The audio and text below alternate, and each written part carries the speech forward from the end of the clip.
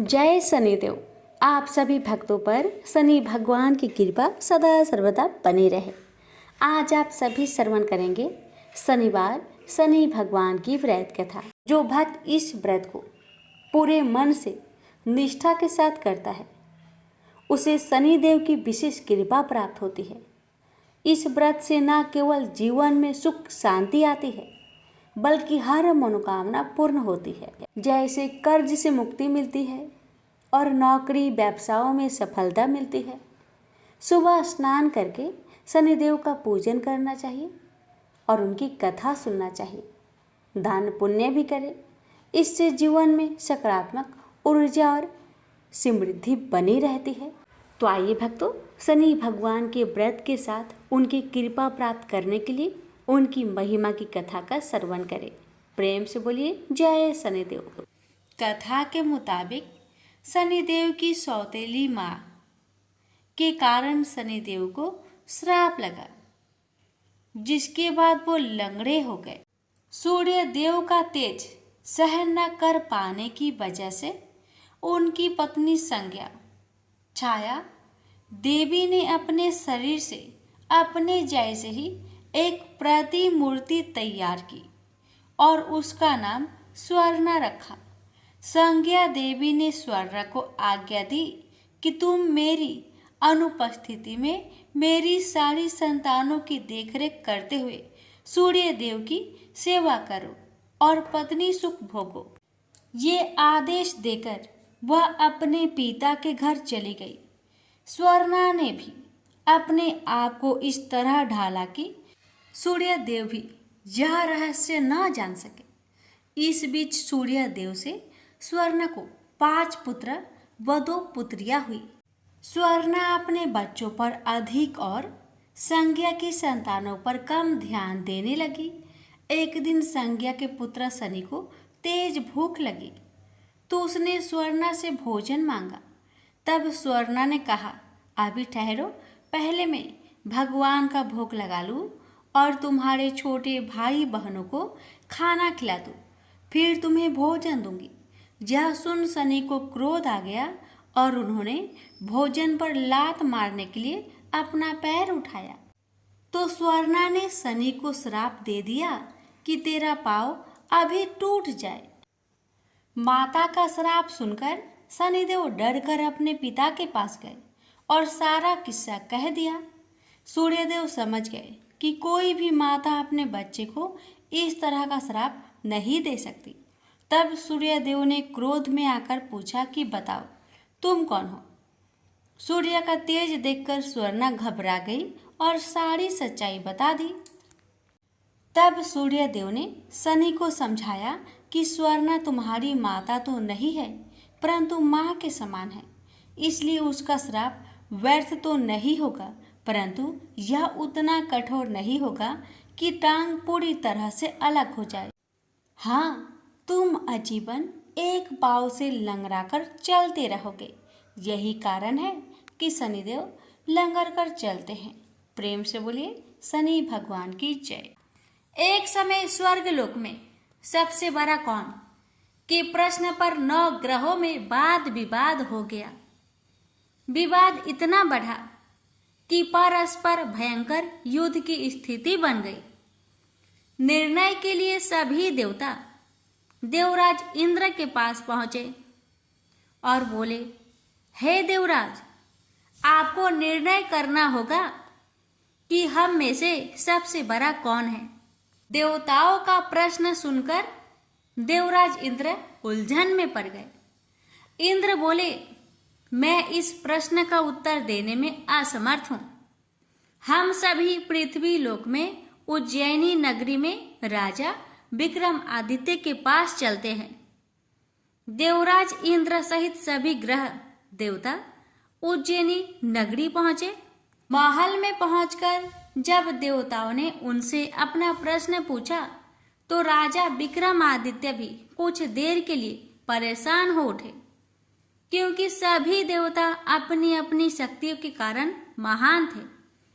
किसी को भी छोटा या बड़ा कह देने से उनके क्रोध के प्रकोप से भयंकर हानि पहुंच सकती थी। अचानक राजा विक्रमादित्य को एक उपाय सूझा और उन्होंने विभिन्न धातुओं स्वर्ण, रजत, चांदी, कांसा, ताम्र यानी तांबा, सीसा, रांगा, जस्ता, अभ्रक व लोहे के 9 आसन बनवाए। धातुओं के गुणों के अनुसार सभी आसनों को एक दूसरे के पीछे रखवाकर उन्होंने देवताओं को अपने अपने सिंहासन पर बैठने के लिए कहा। देवताओं के बैठने के बाद राजा विक्रमादित्य ने कहा, आपका निर्णय तो स्वयं हो गया। जो सबसे पहले सिंहासन पर विराजमान है वही सबसे बड़ा है। राजा विक्रमादित्य के निर्णय को सुनकर शनि देवता ने सबसे पीछे आसन पर बैठने के कारण अपने को छोटा जानकर क्रोधित होकर कहा, राजा विक्रमादित्य, तुमने मुझे सबसे पीछे बैठाकर मेरा अपमान किया है। तुम मेरी शक्तियों से परिचित नहीं हो, मैं तुम्हारा सर्वनाश कर दूंगा। शनि ने कहा, सूर्य एक राशि पर 1 महीने, चंद्रमा 2.25 दिन, मंगल 1.5 महीने, बुध और शुक्र 1 महीने, बृहस्पति 13 महीने रहते हैं, लेकिन मैं किसी राशि पर 7.5 वर्ष 7.5 तक रहता हूं। बड़े बड़े देवताओं को मैंने अपने प्रकोप से पीड़ित किया है। राम को 7.5 के कारण ही वन में जाकर रहना पड़ा और रावण को 7.5 के कारण ही युद्ध में मृत्यु का शिकार बनना पड़ा। राजा, तू भी मेरे प्रकोप से नहीं बच सकेगा। इसके बाद अन्य ग्रहों के देवता तो प्रसन्नता के साथ चले गए, परंतु शनिदेव बड़े क्रोध के साथ वहां से विदा हुए। राजा विक्रमादित्य पहले की तरह ही न्याय करते रहे। अन्य राज्यों में सभी स्त्री पुरुष बहुत आनंद से जीवन यापन कर रहे थे। कुछ दिन ऐसे ही बीत गए। उधर शनि देवता अपने अपमान को भूले नहीं थे। विक्रम आदित्य से बदला लेने के लिए एक दिन शनिदेव ने घोड़े के व्यापारी का रूप धारण किया और बहुत से घोड़े के साथ उज्जैनी नगरी पहुंचे। राजा विक्रमादित्य ने राज्य में किसी घोड़े के व्यापारी की आने के समाचार सुना तो अपने अश्वपाल को कुछ घोड़े खरीदने के लिए भेजा। घोड़े बहुत कीमती थे। तो पाल ने जब वापस लौटकर इस संबंध में बताया तो राजा विक्रम आदित्य ने स्वयं आकर एक सुंदर व शक्तिशाली घोड़े को पसंद किया। घोड़े की चाल देखने के लिए राजा उस घोड़े पर सवार हुए तो वह घोड़ा बिजली की गति से दौड़ पड़ा। तेजी से दौड़ता घोड़ा राजा को दूर एक जंगल में ले गया और फिर राजा को वहां गिराकर जंगल में कहीं गायब हो गया। राजा अपने नगर को लौटने के लिए जंगल में भटकने लगा, लेकिन उन्हें लौटने का कोई रास्ता नहीं मिला। राजा को भूख प्यास लगाई। बहुत घूमने पर उसे एक चरवाहा मिला। राजा ने उससे पानी मांगा। पानी पीकर राजा ने उस चरवाहे को अपनी अंगूठी दे दी। फिर उससे रास्ता पूछकर वह जंगल से निकलकर पास के नगर में पहुंचा। राजा ने एक सेठ की दुकान पर बैठकर कुछ देर आराम किया। उस सेठ ने राजा से बातचीत की तो राजा ने उसे बताया कि मैं उज्जैनी नगरी से आया हूँ। राजा के कुछ देर दुकान पर बैठने से सेठ जी की बहुत बिक्री हुई। सेठ ने राजा को बहुत भाग्यवान समझा और खुश होकर उसे अपने घर भोजन के लिए ले गया। सेठ के घर में सोने का एक हार खूंटी पर लटका हुआ था। राजा को उस कमरे में छोड़कर सेठ कुछ देर के लिए बाहर गया। तभी एक आश्चर्यजनक घटना घटी। राजा के देखते देखते सोने के उस हार को खूंटी निकल गई। सेठ ने कमरे में लौटकर हार को गायब देखा तो चोरी का संदेह राजा पर ही किया, क्योंकि उस कमरे में राजा ही अकेला बैठा था। सेठ ने अपने नौकरों से कहा कि इस परदेशी को रस्सियों से बांधकर नगर के राजा के पास ले चलो।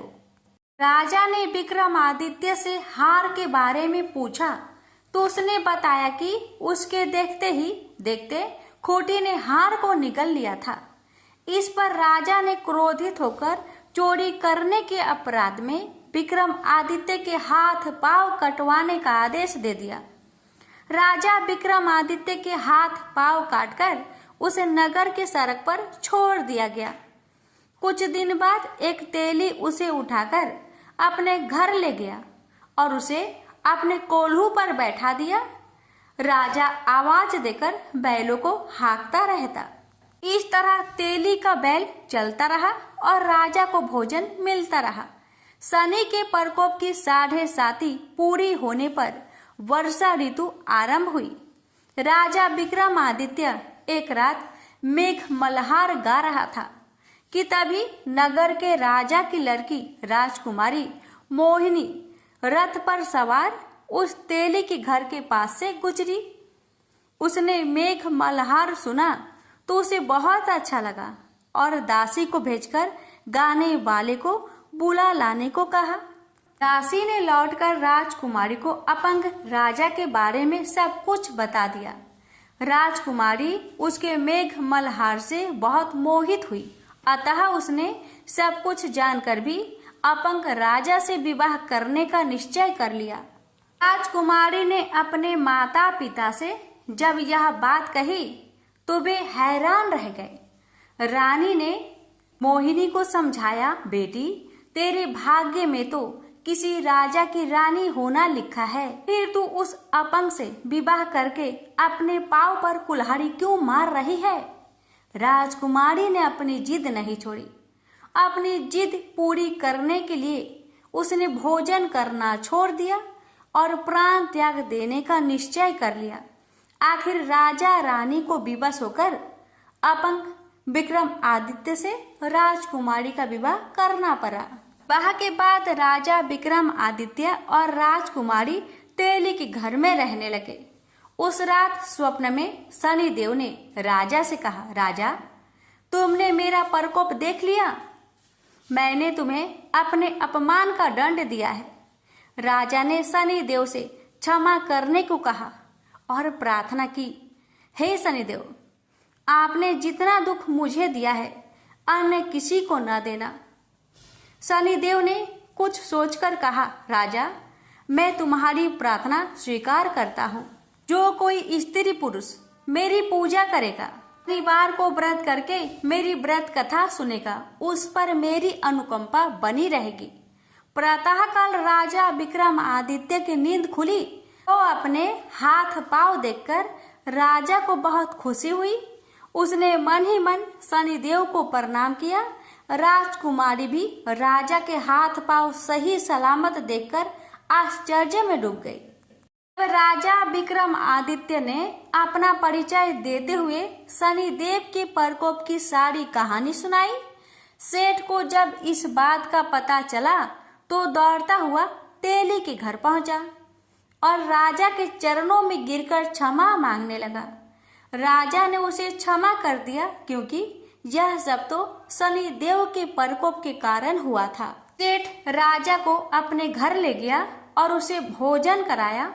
भोजन कराते समय वहां एक आश्चर्यजनक घटना घटी। सबके देखते देखते उस खूंटी ने हार उगल दिया। सेठ जी ने अपनी बेटी का विवाह भी राजा के साथ कर दिया और बहुत से स्वर्ण आभूषण धन आदि देकर राजा को विदा किया। राजा विक्रमादित्य राजकुमारी मोहिनी और सेठ की बेटी के साथ उज्जैनी पहुंचे तो नगर वासियों ने हर्ष से उनका स्वागत किया। अगले दिन राजा विक्रमादित्य ने पूरे राज्य में घोषणा कराई कि शनिदेव सब देवों में सर्वश्रेष्ठ है। प्रत्येक स्त्री पुरुष शनिवार को उनका व्रत करे और व्रत कथा अवश्य सुने। राजा विक्रमादित्य की घोषणा से शनिदेव बहुत प्रसन्न हुए। शनिवार का व्रत करने और व्रत कथा सुनने के कारण सभी लोगों की मनोकामनाएं शनिदेव की अनुकंपा से पूरी होने लगी। सभी लोग आनंद पूर्वक रहने लगे। प्रेम से बोलिए शनि महाराज की जय हो। एक ब्राह्मण को सपने में नीली घोड़ी पर नीली कपड़े पहने एक आदमी दिखाई देता था और कहता है, हे ब्राह्मण देवता, मैं तेरे लगूंगा। ब्राह्मण घबरा कर उठ गया। अगले दिन यही सपना उसे फिर आता है। यह सपना उसे रोज आने लगा। वह परेशान हो गया और चिंता के मारे दुबला होने लगा। उसकी पत्नी ने कारण पूछा तो उसने सपने के बारे में बताया। ब्राह्मणी बोली, वे अवश्य ही शनि महाराज होंगे। अब की बार दिखे तो कहना लग जाओ, पर 1:15 से ज़्यादा मत लगना। उस दिन सपने आने पर ब्राह्मण ने कहा, लग जाओ, पर कितने समय के लिए लगोगे? शनि जी बोले, 7.5 वर्ष का लगूंगा। ब्राह्मण ने कहा, क्षमा करे शनि जी, इतना भारी तो मुझसे झेला नहीं जाएगा। तब शनि जी बोले, तो 5 वर्ष का लग जाऊंगा। ब्राह्मण बोला, यह भी मेरे लिए ज्यादा है। शनि जी बोले, 2.5 साल का लग जाऊं।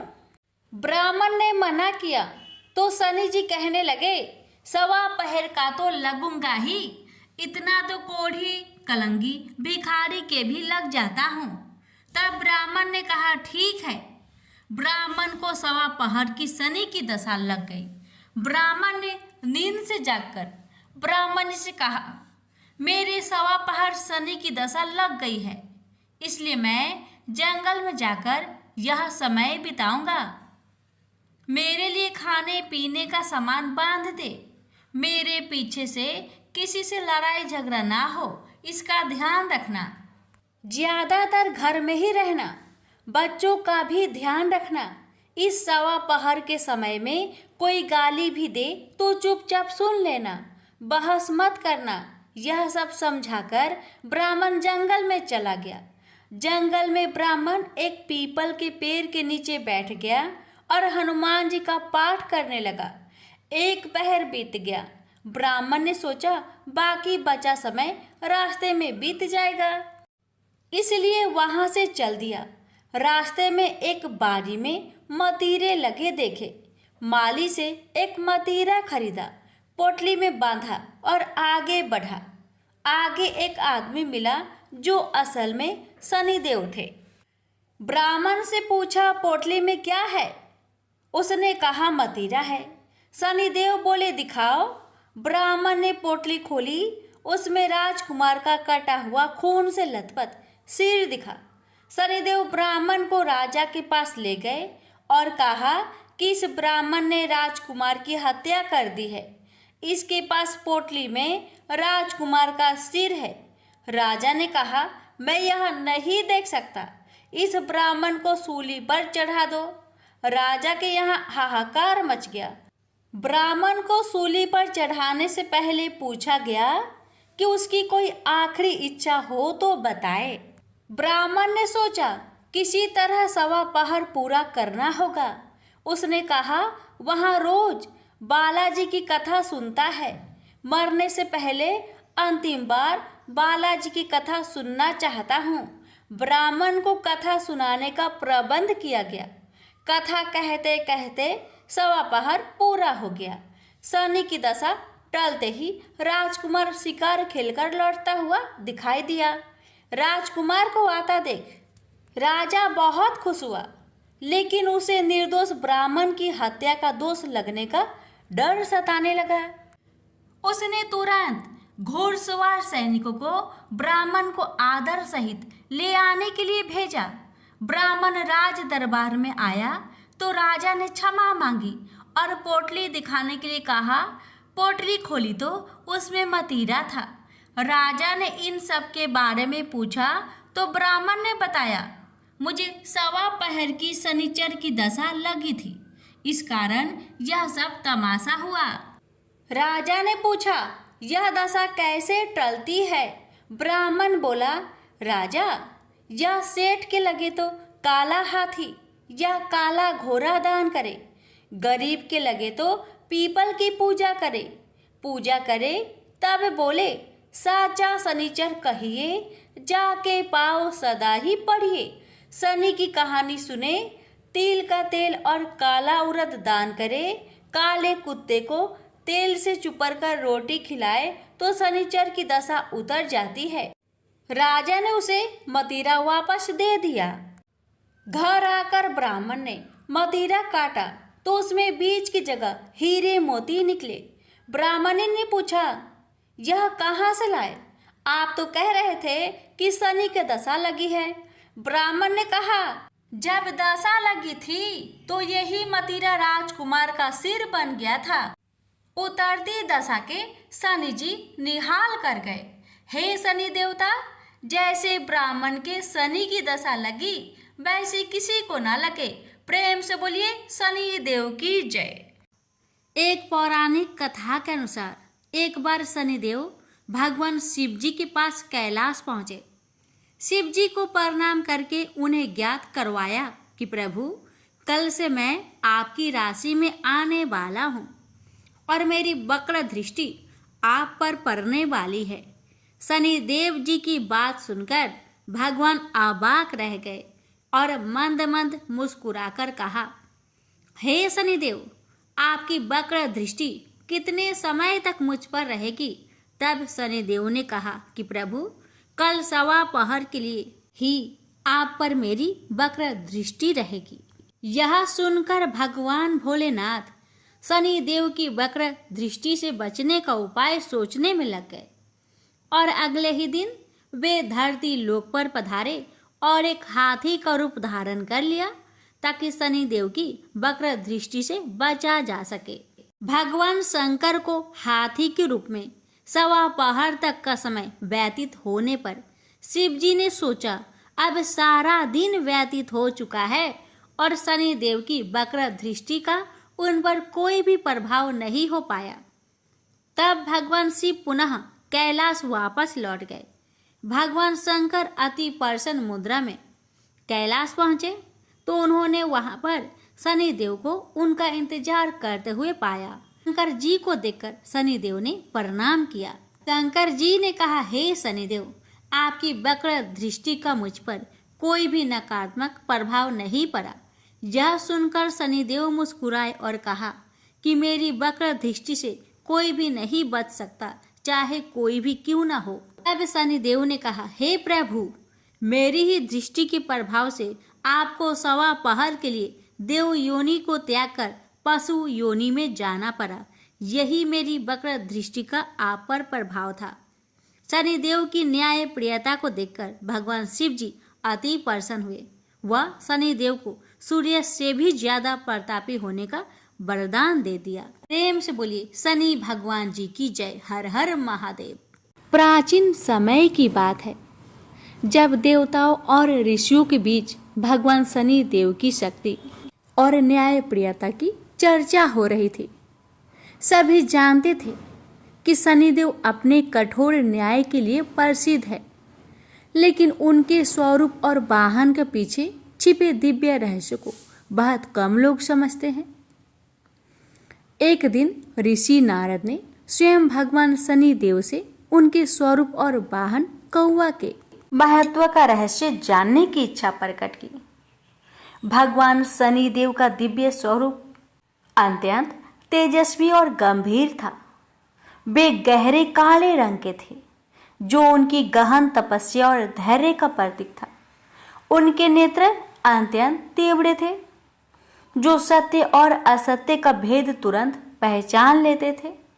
उनके शरीर पर नीले और काले रंग के वस्त्र शोभ्यमान था, जो उनकी न्यायपूर्ण और दृढ़ निष्ठा को दर्शाते थे।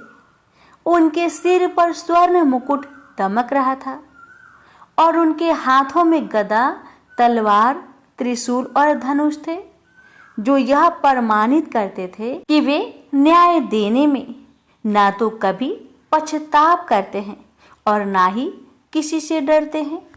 भगवान शनि देव का वाहन एक कौवा है, जिसे लेकर अनेक रहस्यमयी कथाएं प्रचलित है। जब ऋषि नारद ने उनसे पूछा कि उन्होंने कौवे को अपना वाहन क्यों चुना, तो शनिदेव मुस्कुराए और बोले, हे नारद, जिस प्रकार न्याय प्रिय हूँ और हर व्यक्ति को उसके कर्मों के अनुसार फल देता हूँ, उसी प्रकार कौवा भी सावधान, सतर्क और न्याय का प्रतीक है। इसके पीछे एक कथा जुड़ी हुई है। बहुत समय पहले त्रेता युग में एक तपस्वी राजा नल राज करते थे। वे अत्यंत न्यायप्रिय और धर्मपरायण थे, लेकिन उनके राज्य में एक दुष्ट व्यक्ति चोरी और छल कपट करके लोगों को परेशान कर रहा था। राजा नल ने उसे दंडित करने का निर्णय लिया, लेकिन वह व्यक्ति बार बार बच निकलता था। तभी भगवान शनिदेव ने राजा नल के दरबार में एक कौवे के रूप में प्रवेश किया और राजा को संकेत दिया कि वह अपराधी कहाँ छिपा है। राजा ने कौवे का अनुसरण किया और अपराधी को पकड़ लिया। राजा ने कौवे से कहा, हे पक्षीराज, तुमने सत्य का मार्ग दिखाया, अब मैं तुम्हें सम्मान दूंगा। और तभी भगवान शनिदेव अपने वास्तविक रूप में प्रकट हुए और बोले, राजा नल, इस कौवे ने जो किया वह न्याय का प्रतीक है। यह सदैव सतर्क रहता है, कर्तव्य निष्ठा रहता है और हर बुराई को दूर करने में सहायक होता है। इसलिए मैं इसे अपना वाहन बनाता हूँ, ताकि यह मेरे साथ हर अन्यायी को न्याय का संदेश देता रहे। तब से कौवा भगवान शनिदेव का वाहन बन गया और यह संकेत देने वाला कि जहाँ भी अनन्य होगा वहाँ भगवान शनिदेव का न्याय अवश्य पहुँचेगा। भक्तों, कथा से यह शिक्षा मिलती है कि भगवान शनिदेव हमें सिखाते हैं कि कर्मों का न्याय अवश्य होता है, चाहे वह देर से ही क्यों ना मिले। कौवा सतर्कता और सावधानी का प्रतीक है। हमें अपने जीवन में अपने कार्यों को सोच समझकर करना चाहिए। सत्य और न्याय के मार्ग पर चलने वाला व्यक्ति हमेशा भगवान शनिदेव का आशीर्वाद प्राप्त करता है। प्रेम से बोलिए जय शनिदेव। कि महान पराक्रमी हनुमान अजर अमर है। पवन पुत्र हनुमान रघुकुल के कुमारों के कहने से प्रतिदिन अपनी आत्मकथा का कोई भाग सुनाया करते थे। उन्होंने कहा कि एक बार मैं संध्या के समय अपने आराध्य श्री राम का स्मरण करने लगा, तो उसी समय ग्रहों में पाप ग्रह मंद गति सूर्य पुत्र शनिदेव पधारे। वह अत्यंत कृष्ण वर्ण के भीषणाकार थे। वह अपना सिर प्राय झुकाए रखते हैं, जिस पर अपनी दृष्टि डालते हैं वह अवश्य नष्ट हो जाता है। शनिदेव हनुमान के बाहुबल और पराक्रम को नहीं जानते थे। हनुमान ने उन्हें लंका में 10 ग्रीव के बंधन से मुक्त किया था। वह हनुमान जी से विनय पूर्वक किंतु कर्कश स्वर में बोले, हनुमान जी, मैं आपको सावधान करने आया हूँ। त्रेता की बात दूसरी थी, अब कलयुग प्रारंभ हो गया है। भगवान वासुदेव ने जिस क्षण अपने अवतार लीला का समापन किया, उसी क्षण से पृथ्वी पर कली का प्रभुत्व हो गया है। यह कलयुग है। इस युग में आपका शरीर दुर्बल और मेरा बहुत बलिष्ठ हो गया है।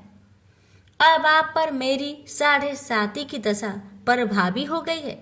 मैं आपके शरीर पर आ रहा हूँ। देव को इस बात का तनिक भी ज्ञान नहीं था कि रघुनाथ के चरणा श्रीतों पर काल का प्रभाव नहीं होता। करुणा निधान जिनके हृदय में एक क्षण को भी आ जाते हैं, काल की कला वहाँ प्रभावी हो जाती है। प्रबंध के विधान वहाँ प्रभुत्वहीन हो जाते हैं। सर्व समर्थ पर ब्रह्मा के सेवकों का नियंत्रण, संचालन, पोषण प्रभु ही करते हैं। उनके सेवकों की ओर दृष्टि उठाने का साहस कोई सुर असुर करे तो स्वयं अनिष्ट भाजन होता है। शनिदेव के आग्रह यमराज भी प्रभु के भक्त की ओर देखने का साहस नहीं कर पाते। हनुमान जी ने शनिदेव को समझाने का प्रयत्न किया, आप कहीं अन्यत्र जाए। ग्रहों का प्रभाव पृथ्वी के मरणशील प्राणियों पर ही पड़ता है। मुझे अपने आराध्य का स्मरण करने दे। मेरे शरीर में श्री रघुनाथ जी के अतिरिक्त दूसरे किसी को स्थान नहीं मिल सकता। लेकिन शनिदेव को इससे संतोष नहीं मिला। वह बोले, मैं सृष्टिकर्ता के विधान से विवश हूँ। आप पृथ्वी पर रहते हैं, अतः आप मेरे प्रभुत्व क्षेत्र से बाहर नहीं है। मेरे 22.5 वर्ष व्यतीत होने पर 7.5 वर्ष के अंतर से 2.5 वर्ष के लिए मेरा प्रभाव प्राणी पर पड़ता है, किंतु यह गौण प्रभाव है। आप पर मेरे 7.5 आज इसी समय से प्रभावी हो रही है। मैं आपके शरीर पर आ रहा हूँ, इसे आप टाल नहीं सकते। फिर हनुमान जी कहते हैं, जब आपको आना ही है तो आइए, अच्छा होता कि आप मुझ वृत्त को छोड़ ही देते। फिर शनिदेव कहते हैं, कलयुग में पृथ्वी पर देवता या उपदेवता किसी को नहीं रहना चाहिए। सबको अपना आवास सूक्ष्म लोकों में रखना चाहिए। जो पृथ्वी पर रहेगा वह कलयुग के प्रभाव में रहेगा और उसे मेरी पीड़ा भोगनी पड़ेगी। और ग्रहों में मुझे अपने अग्रज यम का कार्य मिला है। मैं मुख्य मारक ग्रह हूँ और मृत्यु के सबसे निकट वृद्ध होते हैं, अतः मैं वृद्धों को कैसे छोड़ सकता हूँ। हनुमान जी पूछते हैं, आप मेरे शरीर पर कहाँ बैठने जा रहे हैं। शनिदेव गर्व से कहते हैं, हे प्राणी के सिर पर मैं 2.5 वर्ष प्राणी के सिर पर रहकर की बुद्धि विचलित बनाए रखता हूँ। मध्य के 2.5 वर्ष उसके उदर में स्थित रहकर उसके शरीर को अस्वस्थ बनाता हूँ। वह अंतिम 2.5 वर्ष पैरों में रहकर उसे भटकाता हूँ। फिर शनिदेव हनुमान जी के मस्तक पर आ बैठे तो हनुमान जी के सिर पर खाज हुई।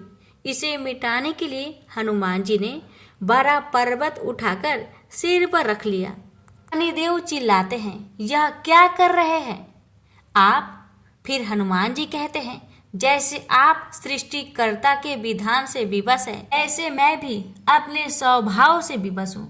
मेरे मस्तक पर खाज मिटाने की यही उपचार पद्धति है और आप अपना कार्य करें और मैं अपना कार्य। ऐसे कहते ही हनुमान जी ने दूसरा पर्वत उठाकर सिर पर रख लिया।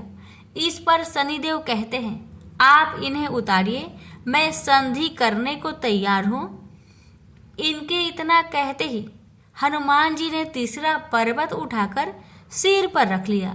तो शनिदेव चिल्लाकर कहते हैं, मैं अब आपके समीप नहीं आऊँगा। फिर भी हनुमान जी नहीं माने और चौथा पर्वत उठाकर सिर पर रख लिए। शनिदेव फिर चिल्लाते हैं, पवन कुमार त्राहि माम रामदूत आंजनेयम नमः। मैं उसको भी पीड़ित नहीं करूँगा जो आपका स्मरण करेगा। मुझे उतर जाने का अवसर दे। हनुमान जी कहते हैं, बहुत शीघ्रता की, अभी तो 5वां पर्वत रखना बाकी है। और इतने में ही शनि मेरे पैरों में गिर गए और कहा, मैं सदैव आपके दिए वचनों को स्मरण रखूंगा।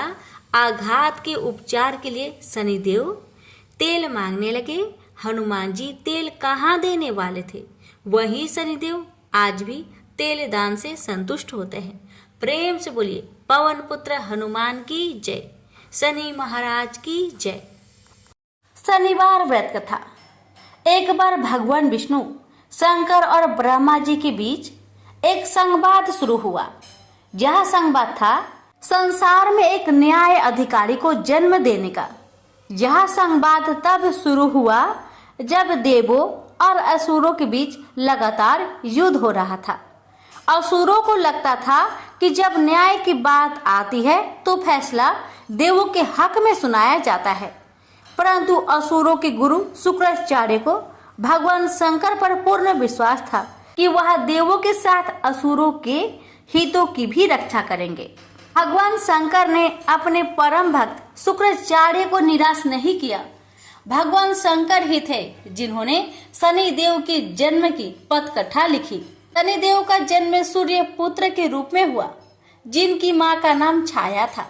एक पौराणिक कथा के अनुसार छाया ने शनि को एक जंगल में छुपा के रख उनका वही पालन पोषण किया। यम के अलावा शनि भी एक पुत्र है। शनि देव को भी नहीं मालूम था उनके पिता स्वयं सूर्य देव है। लेकिन यह राज बहुत दिनों तक छुपा ना सका, क्योंकि संसार को उनका न्याय अधिकारी मिलना था, जो कर्मों के आधार पर लोगों को न्याय और दंड देगा।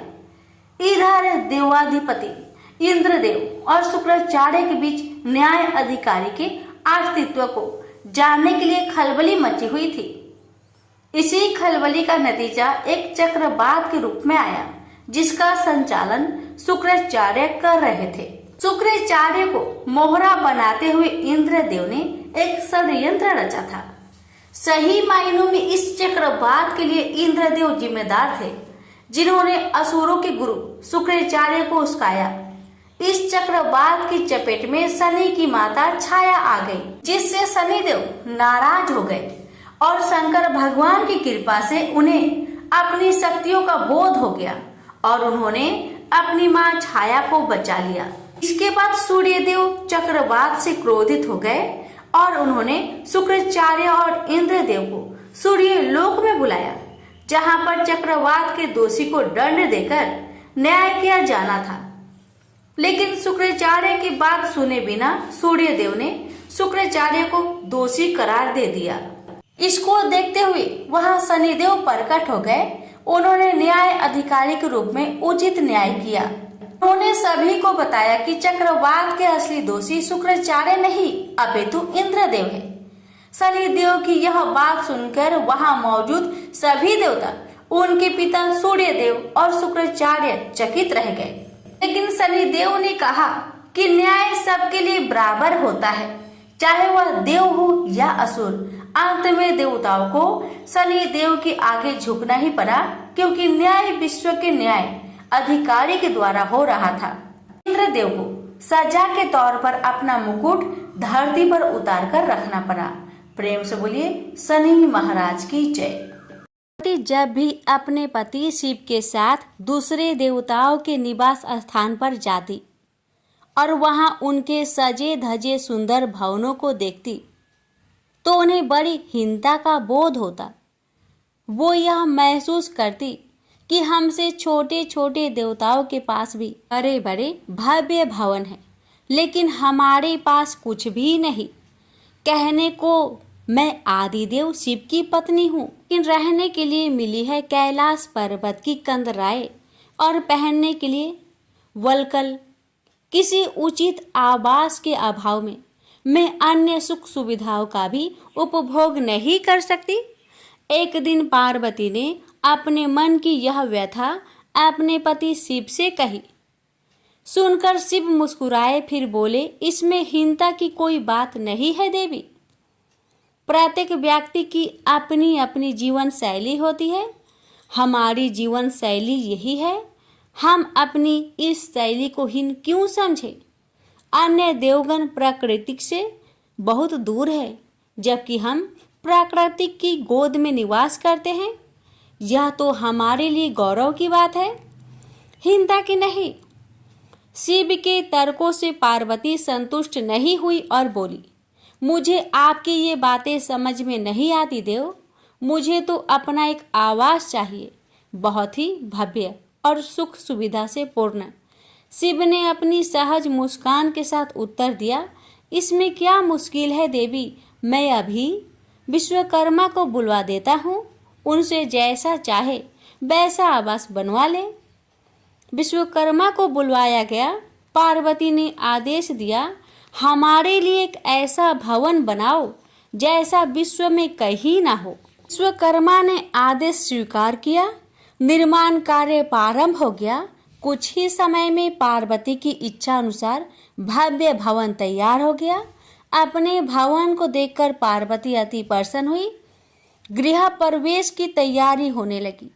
पार्वती चाहती थी कि गृह प्रवेश के समय सभी प्रमुख देवता हमारे यहाँ उपस्थित रहे। शिव ने अपनी सहमति दे दी। सभी प्रमुख देवी देवताओं को आमंत्रण भेजा गया। गृह प्रवेश के समय वे सब कैलाश पर्वत पर आ गए। उन्होंने पार्वती के भव्य भवन की भूरी भूरी प्रशंसा की। इन विश्व नियंता ब्रह्मा खामोश रहे। जब सब देवी देवता जाने लगे तो पार्वती ने ब्रह्मा जी से पूछा, देव क्या आपको यह आवाज पसंद नहीं आया? ब्रह्मा जी ने आश्चर्य व्यक्त करते हुए पार्वती से ही प्रश्न किया, देवी मैंने ऐसा कब कहा? आपके चेहरे की भाव भंगिमा कुछ ऐसा ही कह रही है प्रभु। पार्वती ने अपनी शंका स्पष्ट की। फिर ब्रह्मा जी को मौन देखकर पार्वती ने अपनी बात आगे बढ़ाई, देव आप कुछ संकोच कर रहे हैं, स्पष्ट कहिए क्या बात है? ब्रह्मा जी ने तनिक रुककर उत्तर दिया, देवी और तो सब ठीक है, लेकिन इस प्रसाद पर शनि की कुदृष्टि है। इतना कहकर वे वहां से चले गए। पार्वती ने ब्रह्मा जी की बात शिव को बतलाई तो वे भी कुछ चिंता में पड़ गए। पार्वती ने शिव से पूछा, प्रभु शनि की दृष्टि से क्या हो सकता है? यह प्रसाद जल सकता है? शिव ने उत्तर दिया। यह सुनकर पार्वती भी चिंतित हो गई और बोली, प्रभु इसके लिए कोई उपाय कीजिए। शिव ने निराशा व्यक्त की। शनि की दृष्टि को हटाना सरल नहीं है देवी। शिव का उत्तर सुनकर पार्वती आवेश में आ गई और बोली, सरल क्यों नहीं है? आप अभी शनि लोक जाइए और शनि से कहिए कि वह हमारे प्रसाद पर से अपनी कुदृष्टि हटा ले। यदि वह मान जाए तो आप तत्काल उसे वरदान दे दीजिएगा, और यदि ना माने तो आप अपना डमरू जोर से बजा दीजिएगा। मैं स्वयं अपने प्रसाद को आग लगा दूंगी। यदि प्रसाद को जलना ही है तो यह मेरे ही हाथों से जलेगा, शनि की कुदृष्टि से नहीं। इसके बाद मैं शनि को श्राप दूंगी। पार्वती की इच्छा अनुसार शिव शनि लोक गए। वहां शनि देव ने उनकी अभ्यर्थना की और आदर के साथ आसन पर बैठाया। आसन ग्रहण करने के बाद शिव ने अपने आने की प्रयोजन बताया। देवी पार्वती ने जो प्रसाद बनवाया है उस पर तुम्हारी कुदृष्टि है, अतः वे चाहती हैं कि तुम उधर से अपनी कुदृष्टि हटा लो। शनि देव ने करवध होकर निवेदन किया, आप निश्चिंत रहे देव, माता पार्वती के प्रसाद पर कुदृष्टि डालने का मैं दुस्साहस कर ही नहीं सकता। शनि से अवशासन पाकर शिव प्रसन्न हो गए और बोले, शनि मैं तुमसे प्रसन्न हूँ, तुम जो चाहे वर मांग सकते हो। शनि ने विनम्र भाव से कहा, प्रभु आपका दिया हुआ सब कुछ मेरे पास है, क्या मांगू? हाँ, एक इच्छा अवश्य है, वह है आपका तांडव नृत्य देखने की। बहुत दिन हो गए उसे देखे हुए, आपका नृत्य देखला सके तो कृपा होगी। शनि का यह अनुरोध शिव को अच्छा लगा। उन्होंने तत्काल अपना डमरू उठा लिया और लगे नृत्य करने। भोले भंडारी ये भी भूल गए कि माता पार्वती ने डमरू की आवाज सुनकर अपने नवनिर्मित प्रसाद को जला देने की बात कही थी। बस डमरू बजा बजा कर वे नृत्य करते रहे। उधर पार्वती ने जब कैलाश पर डमरू की ध्वनि सुनी तो उन्होंने सोचा कि शनि ने अपनी कुदृष्टि हटाना अस्वीकार कर दिया है, अतः वे बहुत दुखी हुई। उन्हें लगा कि यदि मैं तत्काल अपने नवनिर्मित आवास को आग लगा दूंगी तो वह शनि की कुदृष्टि से बच जाएगा। अतः उन्होंने स्वयं ही अपने प्रसाद में आग लगा दी। वह धू धू करके जल उठा। प्रसाद को जलता देख पार्वती का शनि पर क्रोध धीरे धीरे बढ़ने लगा और वे उसे श्राप देने के लिए तैयार हो गई। लेकिन उसी समय भगवान शिव वहां पहुंच गए। उन्होंने वहां प्रसाद को जलते देखा तो वे आश्चर्यचकित रह गए। उनकी समझ में ही नहीं आया कि यह कैसे हो गया। फिर अचानक उन्हें सब कुछ स्मरण हो आया। अपनी भूल का उन्हें एहसास हुआ। उन्होंने पार्वती जी को सब कुछ कह सुनाया। सच्चाई जानकर पार्वती को भी अपनी जल्दबाजी पर दुख हुआ। अब शनि को श्राप देने का कोई अर्थ नहीं था। प्रत्यक्षतः उसका कहीं कोई अपराध नहीं था। फिर भी पार्वती और शिव को यह लग रहा था कि यह सब हुआ शनि की कुदृष्टि से ही। लेकिन इस स्थिति को देखते हुए वे उसे दोषी नहीं ठहरा सकते थे। प्रेम से बोलिए हर हर महादेव। शनि महाराज की जय हो। हिंदू धर्म में माँ काली का प्रमुख स्थान है। काली का अर्थ है समय और काल। ऐसा माना जाता है कि इनकी उत्पत्ति समय और काल पापियों के नाश के लिए हुई थी। समय और काल से कोई भी नहीं बच सकता, यह सभी को निकल जाता है। माता पार्वती ने यह भयानक रूप पापियों के विनाश के लिए धारण किया था। माँ काली पापियों के लिए विनाश है और अपने भक्तों के लिए प्रेम से भरी हुई है। जो भी प्राणी सच्चे मन से माँ की भक्ति करता है, माँ उसे मनोवांछित फल देती है। माँ काली की कथा। एक समय दारुक नाम के पापी असुर ने ब्रह्मा जी की तपस्या करके उन्हें प्रसन्न कर लिया। ब्रह्मा जी से पाए वरदान के कारण दारुक अत्यंत बलशाली हो गया। वह देवताओं और ब्राह्मण को परेशान करने लगा। वह उन पर अत्याचार करने लगा। धार्मिक अनुष्ठान यज्ञ बंद करवा दिए और स्वर्गलोक को चला गया। सभी देवता विचलित होकर ब्रह्मा जी और विष्णु जी के पास सहायता मांगने के लिए चले गए। ब्रह्मा जी ने बताया कि दारुक का नाश सिर्फ स्त्री के हाथ से हो सकता है। सभी बड़े देवता भी उससे युद्ध में हार चुके थे। अंत में यह निश्चय किया गया कि दारुक का वध भगवान शिव की पत्नी माता पार्वती करेगी। भगवान शिव ने अपना तीसरा नेत्र खोलकर भयानक और प्रचंड महाकाली को जन्म दिया। उनका शरीर काले रंग का था और माँ काली के माथे पर तीसरा नेत्र और चंद्र रेखा थी। उनके हाथों में त्रिशूल और कई प्रकार के अस्त्र शस्त्र थे। महाकाली के प्रचंड रूप को देखकर सभी देवता थर थर कांपने लगे और वहां से भागने लगे। युद्ध में दारुक महाकाली से पराजित हुआ और इस तरह उस दुष्ट का अंत हुआ। महाकाली के भयानक रूप से चारों तरफ अग्नि की भयानक लपटें उत्पन्न हो गई। महाकाली की क्रोध को सिर्फ भगवान शिव ही रोक सकते थे, इसलिए उन्होंने एक बालक का अवतार लिया। भगवान शिव शमशान पहुंचे और वहां बालक के रूप में लेटकर रोने लगे। छोटे बालक को देखकर महाकाली का क्रोध शांत हो गया। उनके हृदय में ममता भावना जागृत हो गई। उन्होंने शिव रूपी उस छोटे बालक को उठा लिया और अपने स्तनों से दूध पिलाने लगे। इस प्रकार से शिव जी ने उनके क्रोध को भी पी लिया। इस प्रकार महाकाली का भयानक और प्रचंड क्रोध शांत हुआ।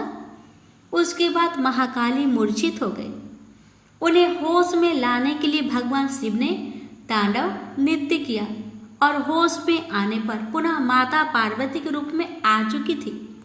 माता पार्वती भगवान शिव का नृत्य देखकर नृत्य करने लगी, जिसके कारण उन्हें योगिनी के नाम से भी पुकारा जाता है।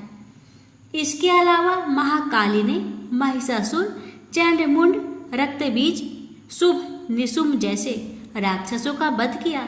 10 महाविद्याओं में महाकाली प्रथम महाविद्या है। प्रेम से बोलिए काली माता की जय। काली मैया का व्रत।